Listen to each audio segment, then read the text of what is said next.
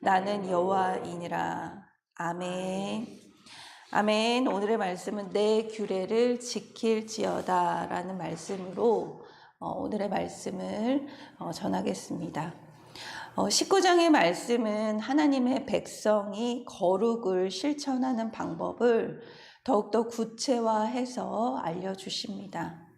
하나님의 거룩을 행하는 삶은 하나님께 그 제사 드리는 영역을, 그 예배 드리는 영역을 넘어 세상의 삶과 분리되지 않고 삶 속에서 더욱더 구체적으로 행해야 함을 오늘 말씀을 통해서 알려주십니다.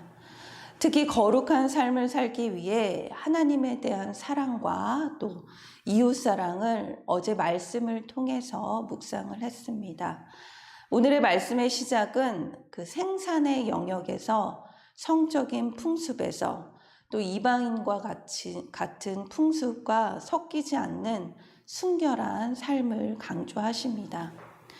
가축, 씨앗, 옷감을 각기 다른 종류의 것과 섞는 일은 하나님의 창조의 질서를 무너뜨리는 행위라고 말씀하십니다.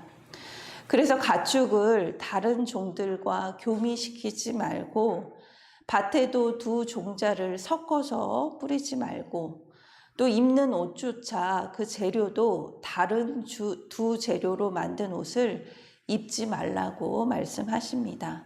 19절 말씀입니다. 너희는 내 규례를 지킬지어다. 내 가축을 다른 종류와 교미시키지 말며 내 밭에 두 종자를 섞어 뿌리지 말며 두 재료로 직조한 옷을 입지 말지며. 그 혼합을 금지하는 말씀입니다. 이것저것 섞어서 혼합해서 입는 것, 너희들이 먹는 것, 너희들이 기르는 가축까지도 혼합해서 교배를 하지 말라는 것입니다. 이것은 하나님의 백성에게 이방인의 삶과 그 섞이지 않는 그 순결한 삶을 살라고 강조하신 것입니다. 또 당시 이방인의 풍습 중에서는 주인이 자기가 소유한 그 여자 종과 행음하는 것이 죄가 아니었습니다. 일상적으로 일어났던 일들이었습니다. 20절 말씀입니다.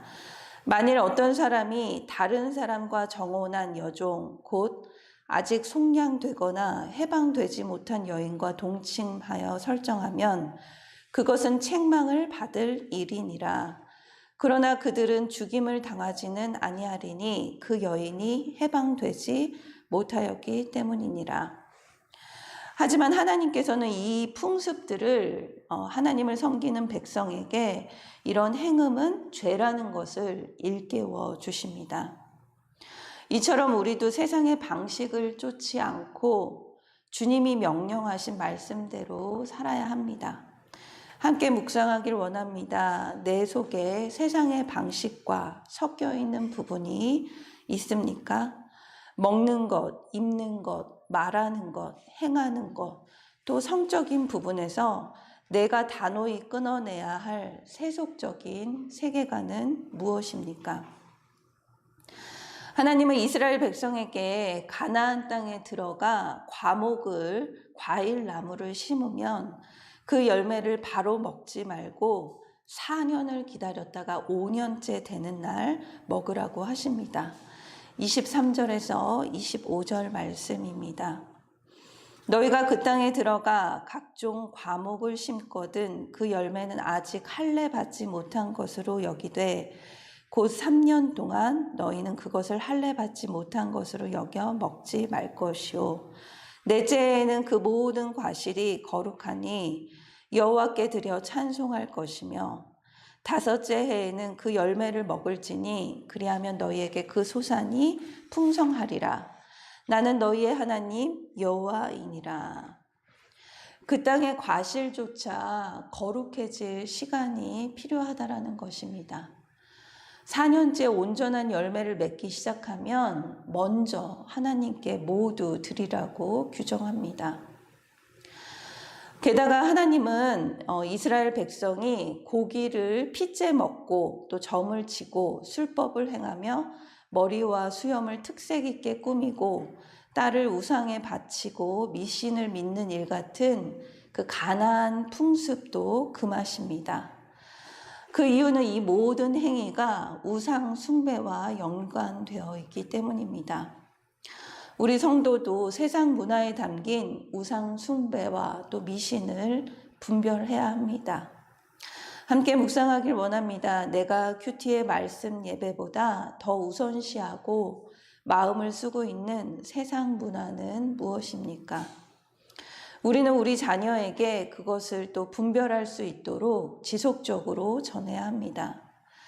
요즘은 특히 또 인권이라는 또 이름 하에 수많은 사람의 그 죄악의 행동들을 받아들이고 또 존중하는 것이 의식 있는 사람인 것처럼 또 열린 마음을 가진 사람처럼 또 그렇게 생각하는 경우가 너무나 많습니다.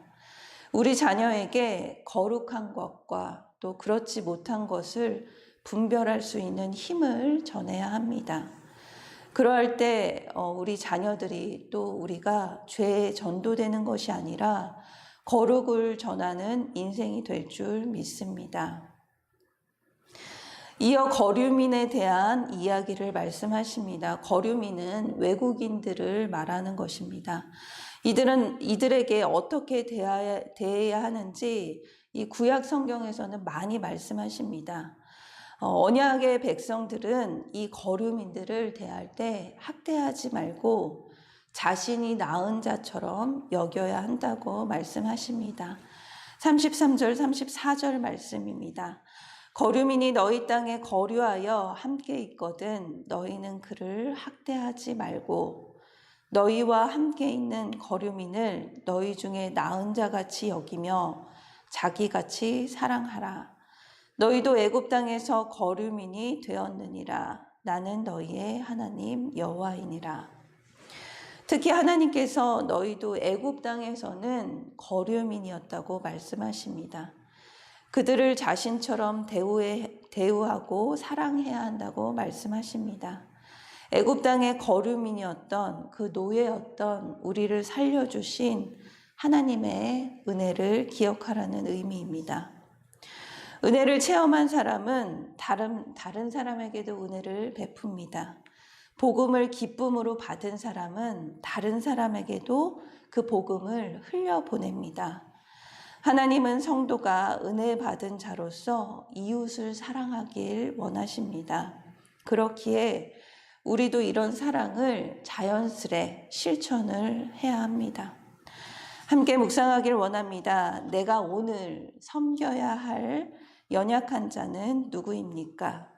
내가 공평하고 정직하게 행해야 할 영역은 무엇인지 묵상하길 원합니다.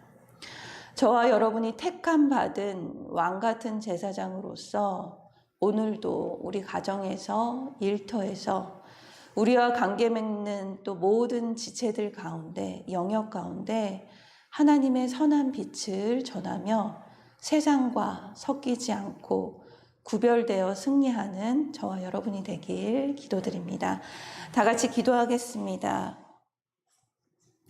사랑의 하나님, 오늘도 우리를 지킬 거룩한 규례의 말씀을 주셔서 감사합니다.